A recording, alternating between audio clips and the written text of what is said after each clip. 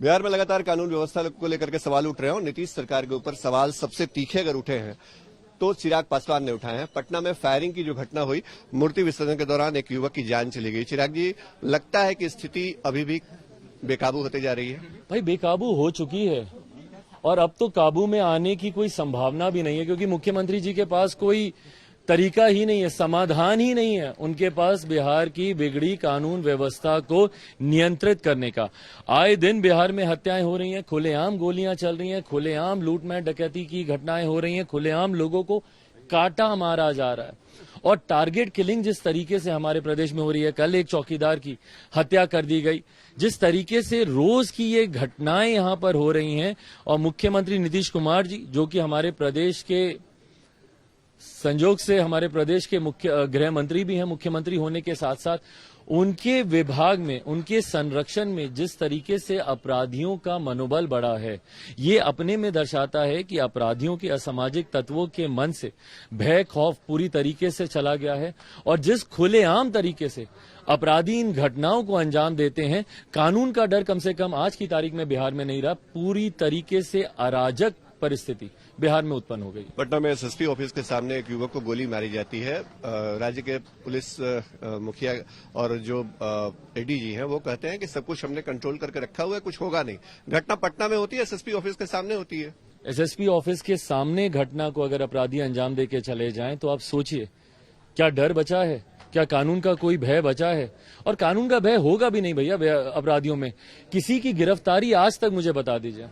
अलग अलग घटनाएं हुई, जघन्य अपराध हुए हैं, एक से एक ऐसे अपराध जो आपके चैनल की सुर्खियां भी बने हैं। मुझे किसी एक घटना में किसी एक आरोपी के ऊपर कार्रवाई हुई हो मुझे बता दीजिए। गिरफ्तारी तक नहीं होती और गलती से किसी की हो गई तो साक्ष्यों के अभाव में, तथ्यों के अभाव में उनको छोड़ दिया जाता है। कन्विक्शन रेट जहां बाकी राज्यों में 80-90% है, वहीं हमारे प्रदेश में कन्विक्शन रेट मात्र 7% है।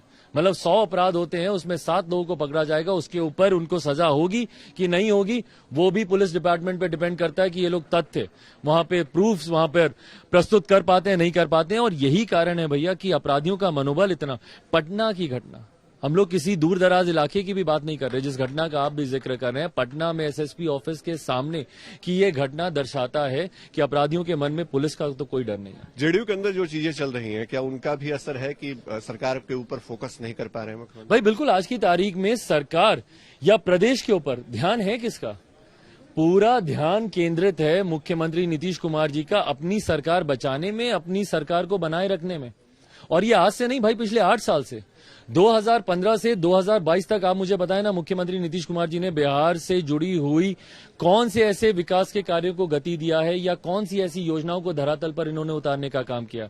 2015 से 2022 तक जो मुख्यमंत्री 4 बार अपना गठबंधन बदल चुके हों, 2-2 बार जनादेश का अपमान कर चुके हों, उनकी प्राथमिकताओं में ही नहीं है बिहार का विकास या बिहार की बेहतरी या बिहार में लॉ एंड ऑर्डर को कैसे स्थापित किया जाए। आज की भी तारीख में मुख्यमंत्री जी को इस बात की चिंता थोड़ी है कि भैया प्रदेश में कौन गोली से मर रहा है या किसके ऊपर कौन सा अटैक हो गया नहीं हो गया। मुख्यमंत्री जी को चिंता इसी बात की है कि भाई उनके संसदीय बोर्ड में क्या हो रहा है, उनका कौन से पार्टी का नेता आ रहा है, कौन से पार्टी का नेता जा रहा है। और यही 2015 से चल रहा है निरंतरता में। 15 में यही हुआ, 17 में यही हुआ, 20 में यही हुआ, 22 में यही हो रहा है और यही आगे भी होता रहेगा जब तक मुख्यमंत्री नीतीश कुमार जी यहां पर रहेंगे। बिहार से जो रामचरितमानस को लेकर विवाद शुरू हुआ था, स्वामी प्रसाद मौर्य ने जो बयान दिया रामचरितमानस को लेकर के, और अब योगी आदित्यनाथ ने कहा कि सनातन धर्म ही राष्ट्रीय धर्म है।